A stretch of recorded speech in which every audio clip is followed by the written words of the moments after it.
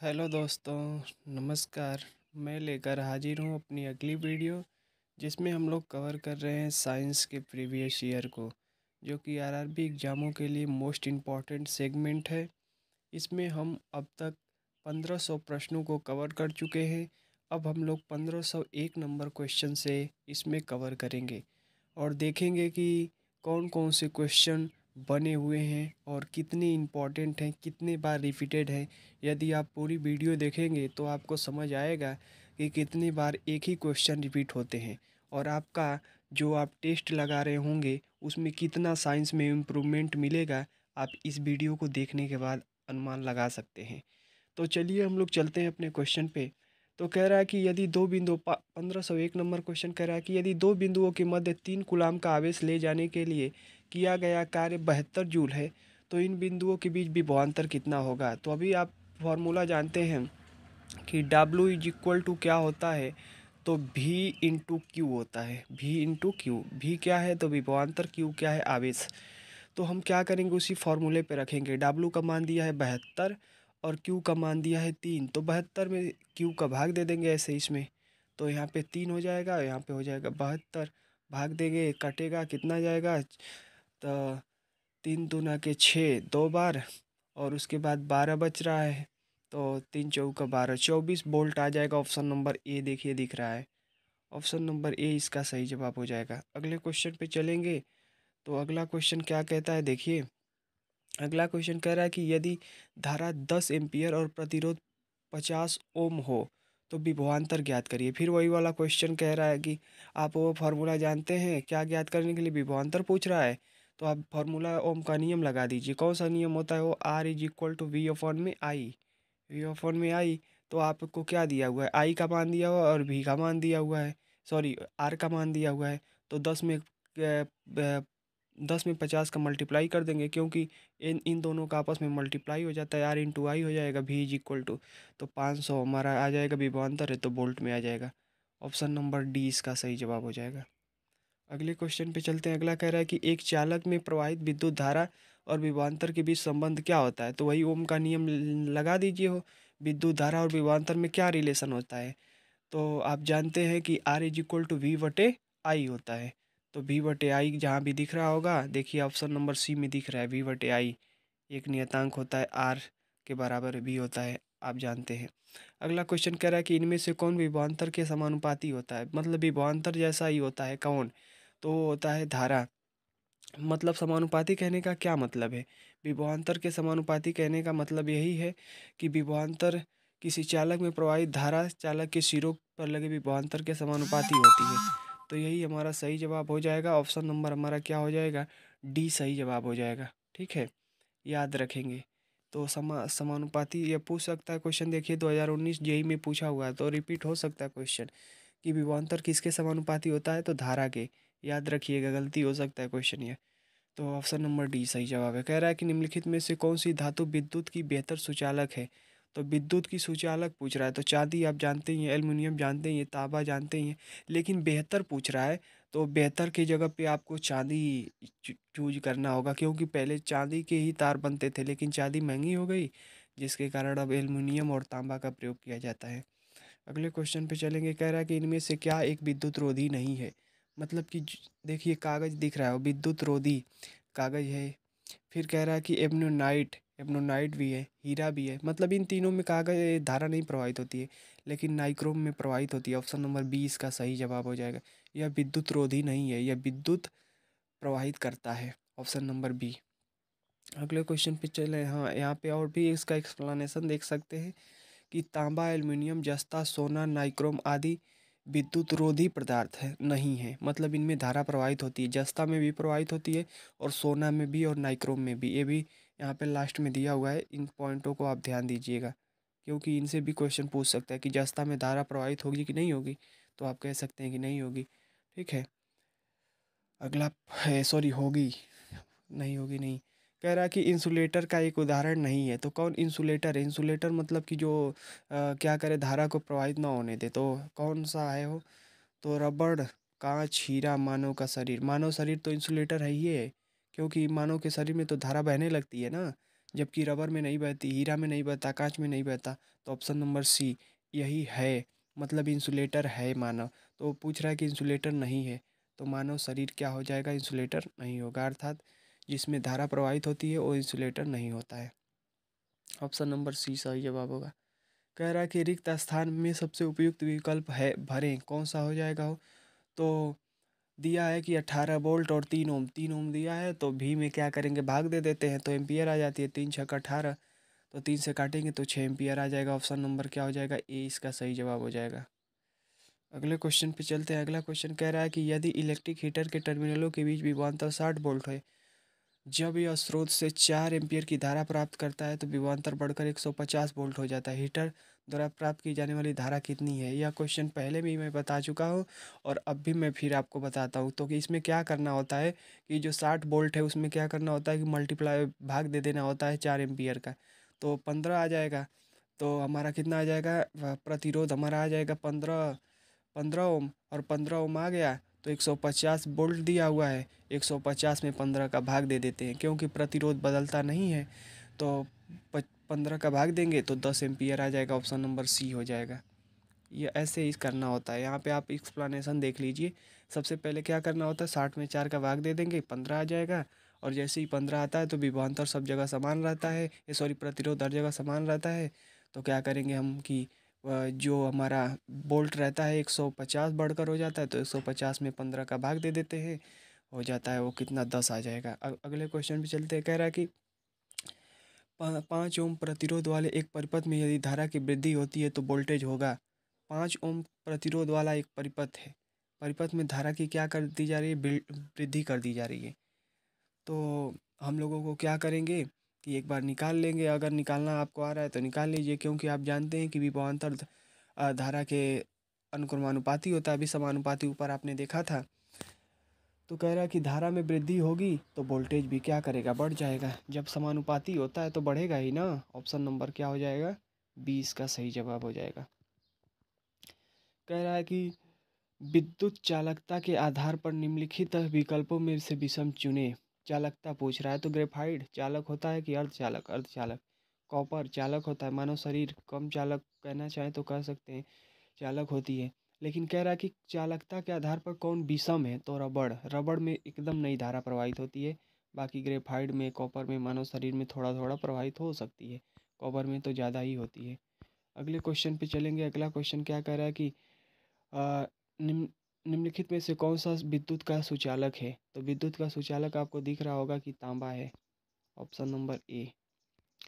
कह रहा है कि के अलावा अधातुएं विद्युत की कुचालक होती हैं, तो किसके अलावा, तो ऑप्शन नंबर ए ग्रेफाइट के अलावा अधातुएं विद्युत की कुचालक होती हैं। ग्रेफाइट क्या होता है, अर्धचालक के रूप में काम कार्य करता है, मतलब चालक भी और अचालक भी दोनों काम करता है। ओम के नियम के अनुसार निम्नलिखित में से कौन सा कथन सत्य है। तो इसमें क्या आप जानते हैं कि R = V/I, तो इसका हो जाएगा ऑप्शन नंबर बी। किसी तार में प्रवाहित होने वाली विद्युत धारा की मात्रा तार के सिरों के विभवांतर के क्या होती है, अनुक्रमानुपाती होती है, मतलब R = V/I। तो यह इसके अनुक्रमानुपाती होता ही है। तो यही वो पूछ रहा था। और जो समानुपाती वाला फॉर्मूला था, तो विभवांतर और धारा में समानुपाती का रिलेशन कैसे होता है, तो ये आई यहाँ पे चला जाता है और आर उठ के यहाँ पे आ जाता है, तब भी I = V/में आर हो जाता है, तब भी आई और भी में समानुपाती का रिलेशन हो जाता है। तो यही पूछ रहा था। ऑप्शन नंबर इसका बी सही जवाब हो जाएगा। Option number B. अगले क्वेश्चन पे चलते हैं। कह रहा है कि निम्न में से कौन बिजली का कुचालक है। तो माइका और क्वार्टज, धातु और रबड़, धातु और माइका। तो ऑप्शन नंबर डी इसका सॉरी ऑप्शन नंबर डी इसका सही है, केवल एक। माइका और क्वार्टज क्या है, विद्युत के कुचालक हैं। धातु तो चालक होता है ना, इसीलिए बी और सी गलत हो गया।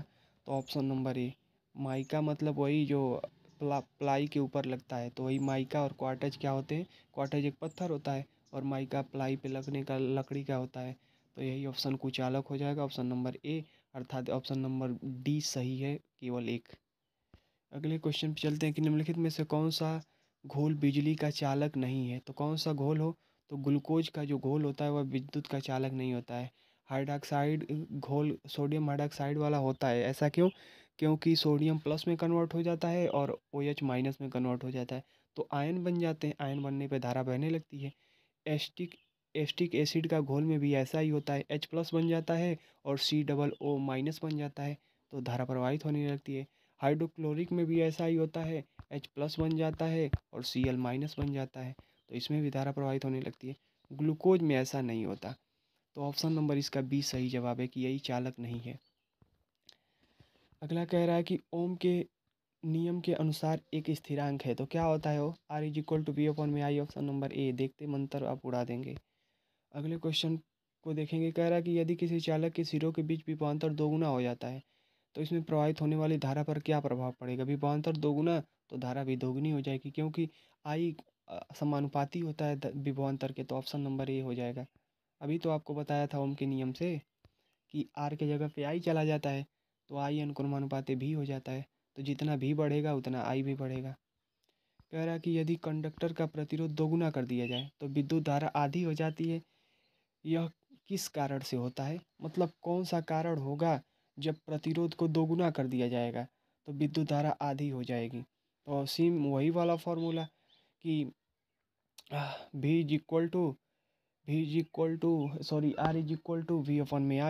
तो देखिए ध्यान से क्या कह रहा है कि R=V/I। अब क्या कह रहा है कि आप क्या करिए कि विद्युत धारा को एक कंडक्टर मतलब प्रतिरोध को आधा कर दीजिए।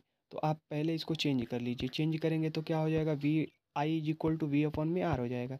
अब इसी R को कह रहा है कि 1/2 कर दीजिए, तो क्या हो जाएगा हो? तो हमारा जब हम 1/2 कर देंगे, आधा कर देंगे इसको, तो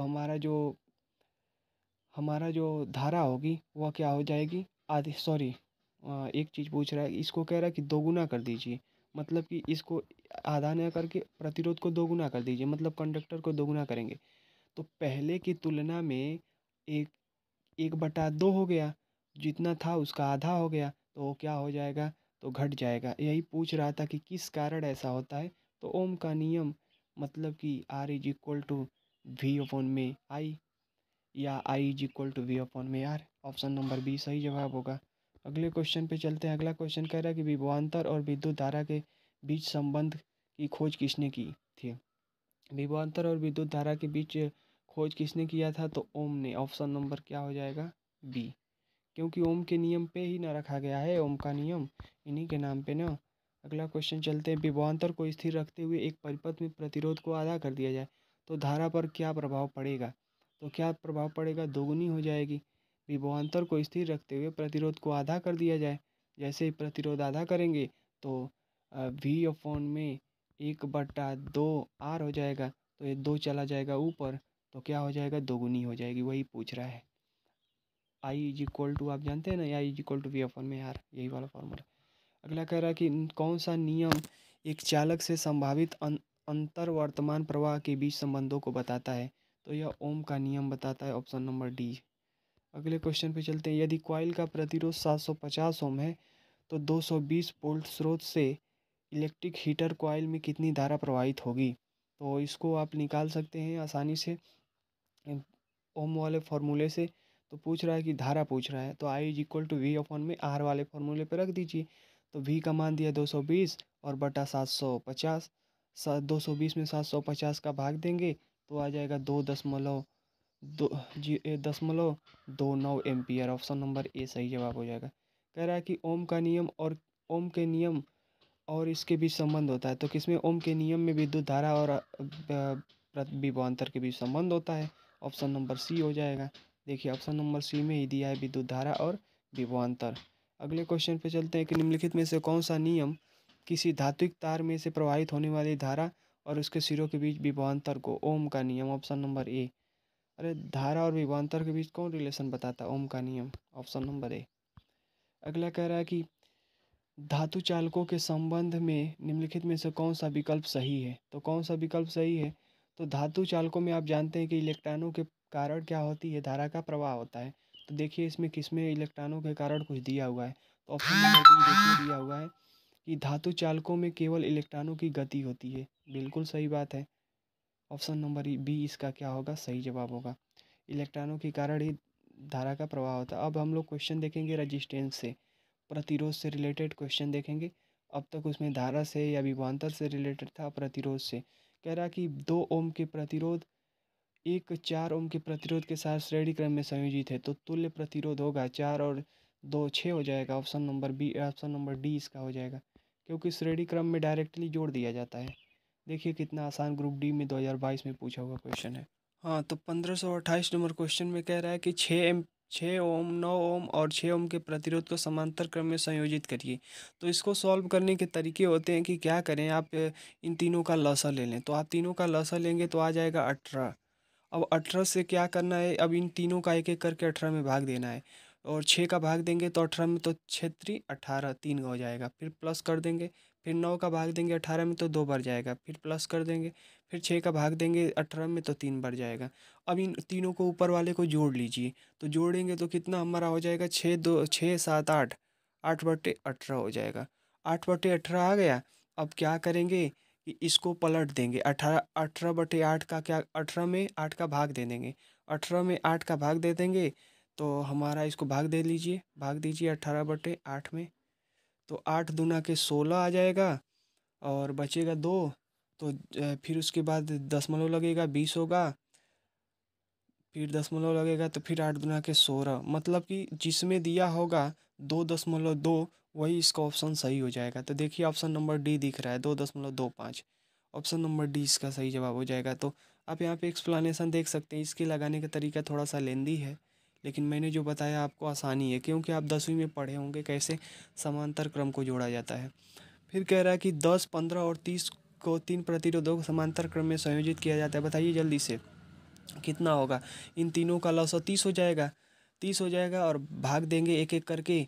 तो 3 2 और 1, 3 2 1 कितना हो जाएगा, 3 2 5 1 6, 6 में 30 का भाग दे देना है तो 5 आ जाएगा, 5 ओम आ जाएगा। ऑप्शन नंबर सी इसका सही जवाब हो जाएगा।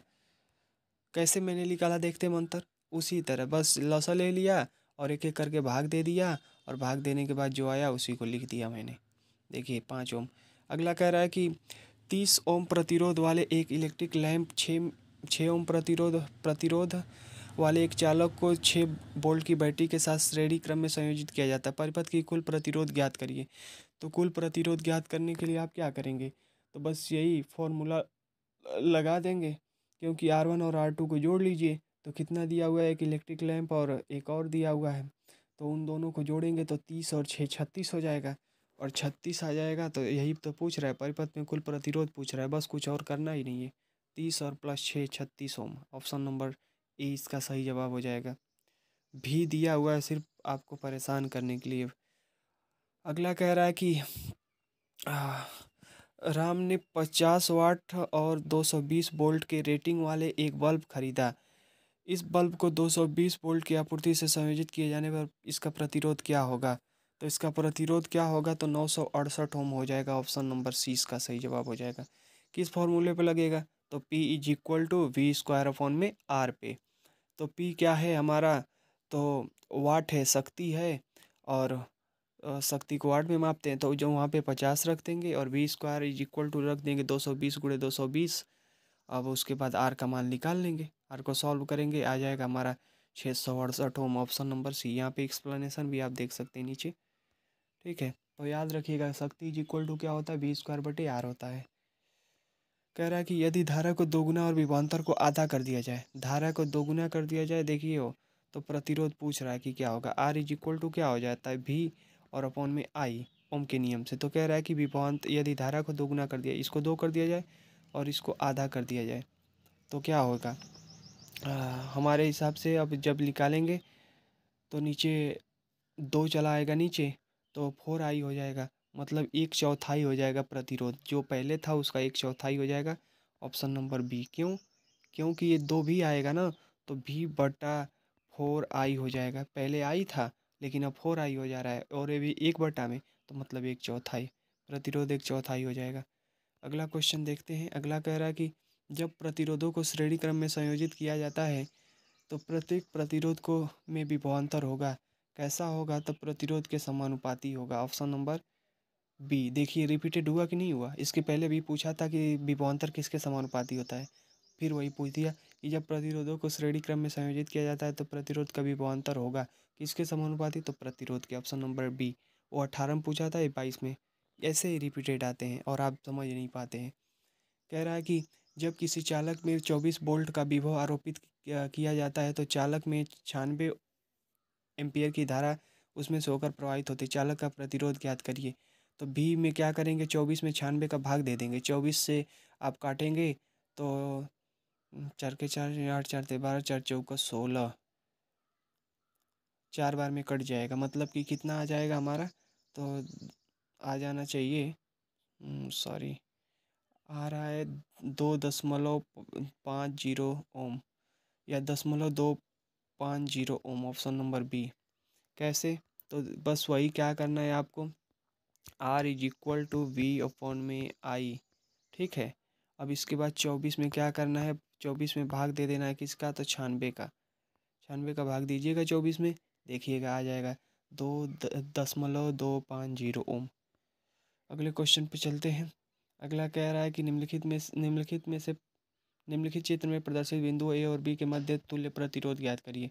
जो तुल्य प्रतिरोध होगा वह कितना होगा हो, तो हमारा हो जाएगा 4.5 ओम। अब कैसे निकालेंगे, तो देखिए, दो चीज़ों को ऊपर जो दिया हुआ है वो श्रेणी क्रम में है, क्योंकि एक ही तार से जुड़े हुए हैं, तो 3 ओम और 3 ओम को जोड़ देंगे।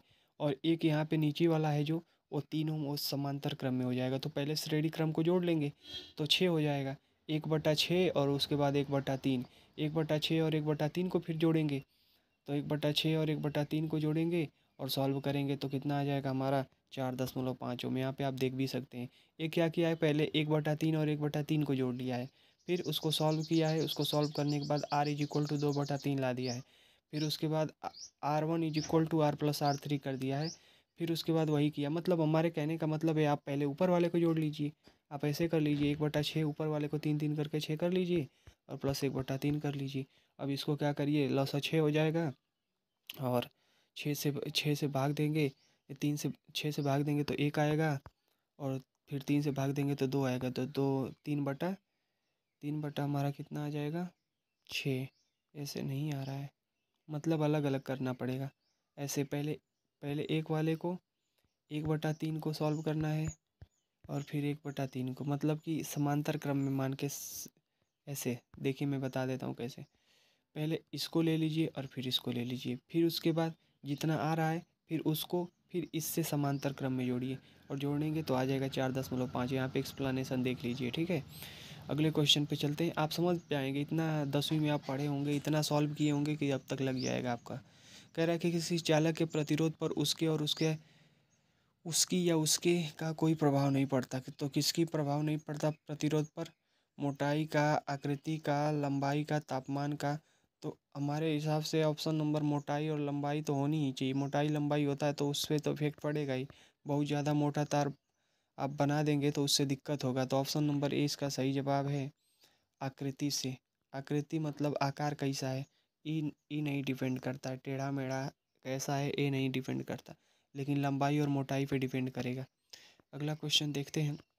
अगला क्वेश्चन देख कर रहा है कि निम्नलिखित में से कौन सी राशि किसी दिए गए धातु के तार की वैद्युत प्रतिरोधकता को प्रभावित करती है। तो कौन करेगी, प्रभावित करती है, तो तार के पदार्थ की जो प्रकृति होती है, तार किस पदार्थ का बना है, तांबा का, एल्युमिनियम का, चांदी का, यह प्रभावित करेगा कि उसकी प्रतिरोधकता कितनी होगी।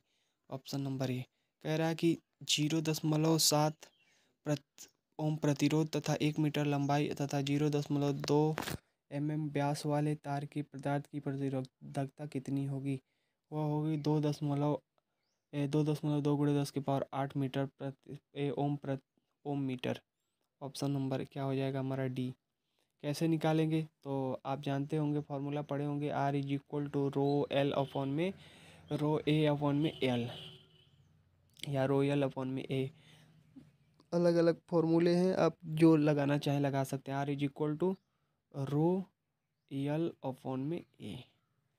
तो आपको निकालना क्या, प्रतिरोधकता निकालनी है, तो आप क्या करेंगे, इसका इसमें मल्टीप्लाई करेंगे और एल से भाग दे देंगे।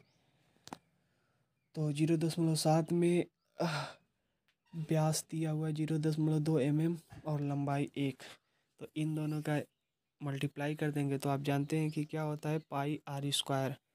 तो r² कर देंगे, मतलब 0.2 की जगह पे 0.1 हो जाएगा अब इसका निकाल देंगे ए का मान हो जाएगा और उसके बाद सॉल्व कर लेंगे।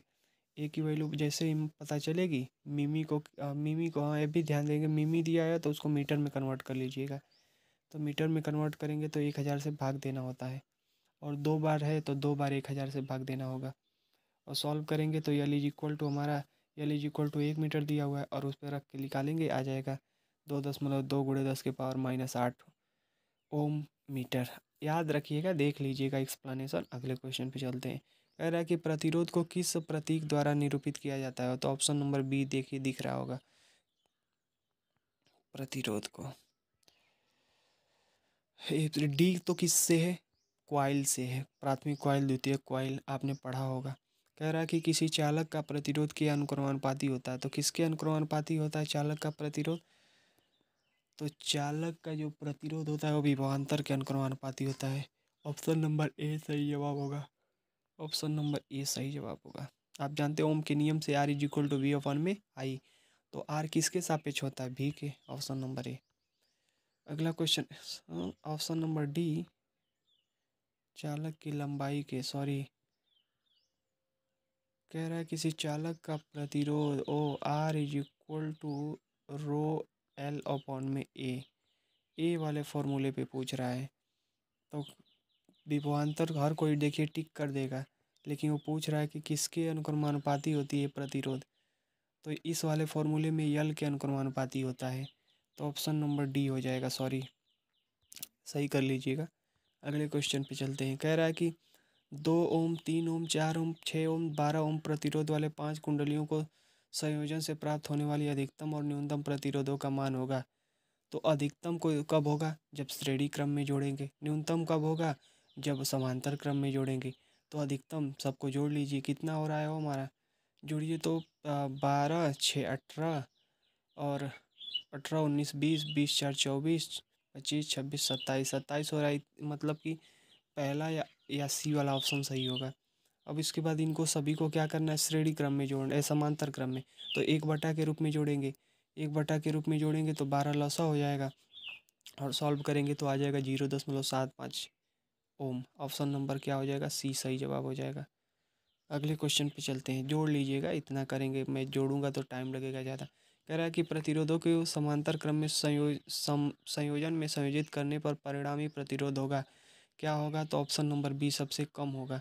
समांतर क्रम में भी बताया था कि प्रतिरोध क्या होता है, कम प्राप्त होता है। जैसे अभी आपने देखा था, एक में 27 ओम प्राप्त हो रहा था, एक में 0.75 प्राप्त हो रहा था।